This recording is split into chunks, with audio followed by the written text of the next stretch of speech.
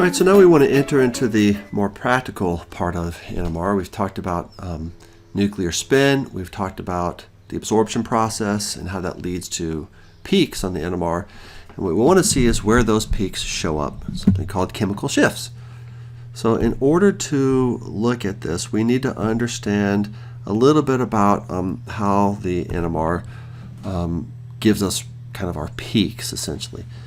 So what I want to look at and what I use to explain NMR is CW, or continuous wave spectrophotometers. So in CW NMRs, it turns out that the magnetic field is varied as the electromagnetic radiation is kept at a constant frequency.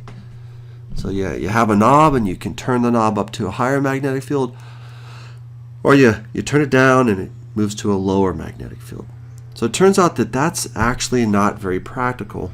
And almost all NMRs use something called FT. It's Fourier transform. So in FT, what happens is your magnetic field is constant and the frequency is varied. So it turns out it's much easier to keep a nice, strong magnetic field and then change radio frequencies. We do it in our car when we turn the radio dial over than it is to keep a constant frequency and vary a magnetic field. But it's easier to explain NMR using CW. So in a constant frequency and varying magnetic field, we see something that looks like this down below. So this TMS is tetramethylsilane. It's our reference peak, and usually you'll see a single peak show up like this. So just make a little note here. This is a reference peak. Now, there's two parts of our NMR spectrum. Down here on this left-hand side, we say that we're de-shielded. So de-shielded means that you're more exposed or more naked to the external magnetic field. All right, and if you're shielded, do you remember before in our previous little lecture we talked about shielding? Shielding means that you need a stronger magnetic field because you're eliminating some of that magnetic field as that magnetic field goes through that cloud of electrons, so to speak. Now, down here we call this downfield, and up here we call this upfield. And then all of our chemical shifts are plotted in these ppm deltas, okay? So let's talk a little bit about where we might find peaks. So it turns out that all of the protons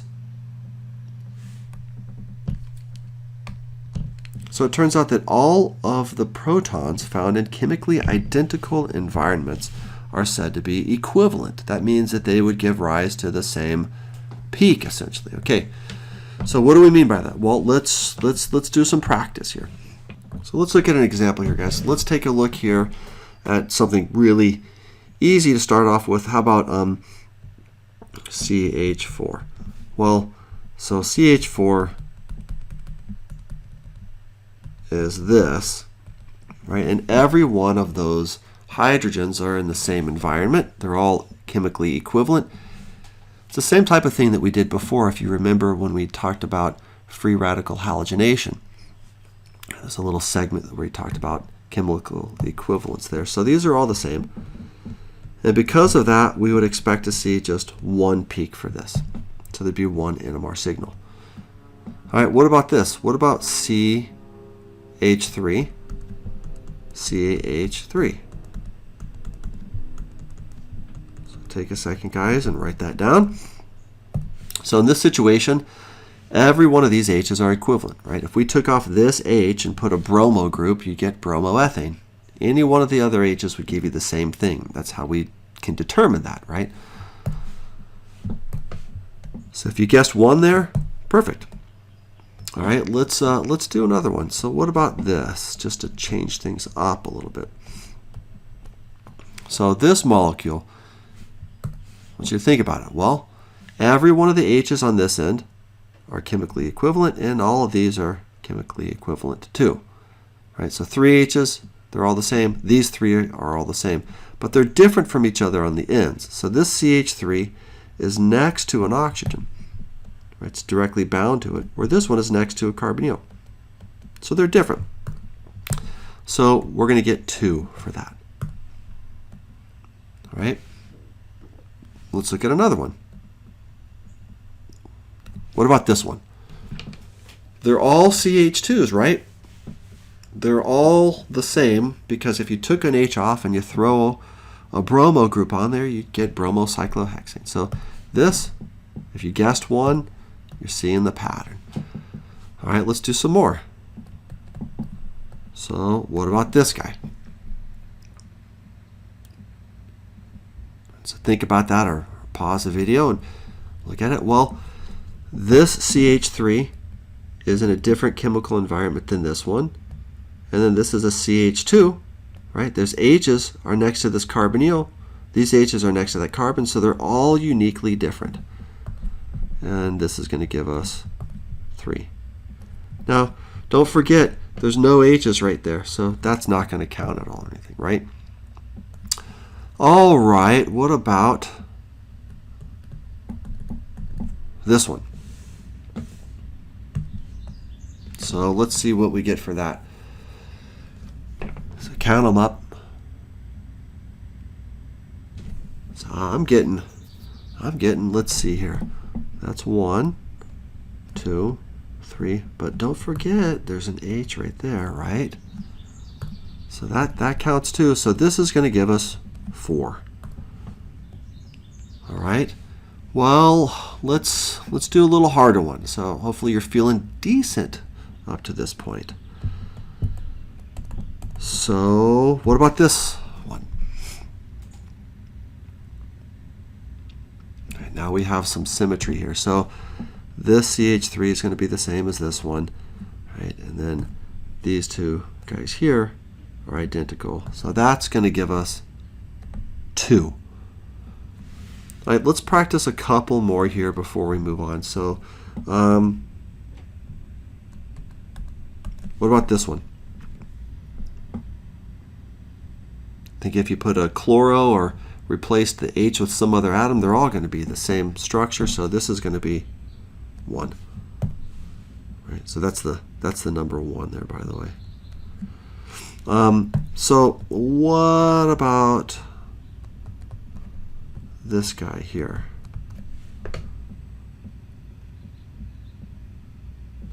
Well, looking at 1, 2, so this should have 2 kind of NMR signals. Okay, what about this guy?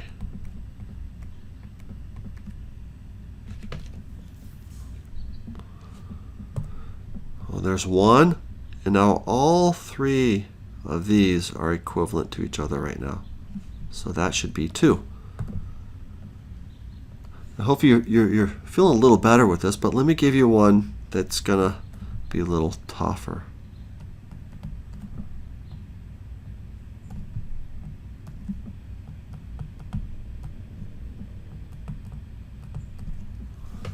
All right, so let me give you a chance to catch up on that one. See if you can count them up. Let's figure out what we're going to have here for this. Well, I'm getting 1, 2, 3, 4, getting 5 on that. So this would have 5. So hopefully you're feeling a little bit better with just looking at a structure and guessing how many sets of peaks that you'd expect to see. Now, what we want to talk about is where they show up. So the chemical environment is going to affect where these peaks show up. So let's take a second and let's investigate where those peaks might show up now that we are starting to feel a little bit more comfortable with the number of signals. Let's see where they show up on our spectrum, right? So in other words, downfield or more upfield. Now, the chemical environment affects your chemical shift in a process called local diamagnetic shielding. So it's got a big fancy name, and there's other things that are involved here. But let's look at an easy example. So if we put a chloro group on a CH3, right, we end up getting a dipole that gets pulled that direction. Right, so this end of the molecule is going to start pulling a lot of electron density towards it, right? So it's hogging through induction the electrons that are in that chlorine-carbon bond. So if that's happening, then wouldn't it make the hydrogen atoms, because they have a nucleus with electrons on them, wouldn't it make them a little bit more naked to the external magnetic field? If you're more naked to the external magnetic field, then you are more de-shielded, because electrons are getting pulled away from you, right? So if you look down below, little table kind of explains this phenomenon. So here's your CH4, right? The element we're looking at is hydrogen, right? So electronegativity 2.1. The chemical shift here is 0.23. So then you throw an iodide, right? So a little bit further downfield means you're more naked. Throw in bromo, chloro, fluoro, the most electronegative fluoro. So this is the most de-shielded down here. Right, so we're getting de-shielded as we go from the right-hand side here over to the left-hand side. That's kind of like the big one that you're going to be looking at for almost all the situations that we're going to see in first semester OChem. In second, we kind of get into more of the nitty-gritty stuff a little bit more. Now, the other thing that affects this too is something that we've seen before, hydrogen bonding. So H bonding affects where we're going to see things. So if you look at like a carboxylic acid, carboxylic acids have a resonance structure that we can draw here, right? And this is showing kind of our dipole essentially here, if you want to put that little crosshair in there. But that causes this proton here to be more naked to the external magnetic field. And these are good numbers to kind of know, but to show up this far downfield, you have to have something special going on. So that hydrogen bonding is kind of one of the key things that you look at. Okay, so carboxylic acids, amides, and alcohols are the key three things that you'll kind of just keep in mind as you go through these problems. Now, the last one to look at here are magnetic effects. So there's a process called magnetic anisotropy, and it's easiest explained when we look at something like benzene. So remember, we've drawn benzene like this a lot, and we know that the double bonds alternate, right? So the other way that we draw this is we draw it with a circle, right? But remember, in that circle, these electrons are effectively moving around. They don't have to move in that direction, but they're moving. Now, these electrons are moving, and when a charge moves, it generates a magnetic field. So that magnetic field can be moving in a way that helps shield or de-shield. So it turns out that there's these H atoms all in plane here. And with this molecule, when they move around, a magnetic field kind of comes around here, and it swings around the underside like this. It's kind of like a donut, essentially. And the effect of that is it causes the H atoms that are sticking out in that magnetic field that's generated by the electrons moving through resonance, it causes them to be de-shielded. So aromatics, benzene's the one we're looking at, 7 to 10-ish.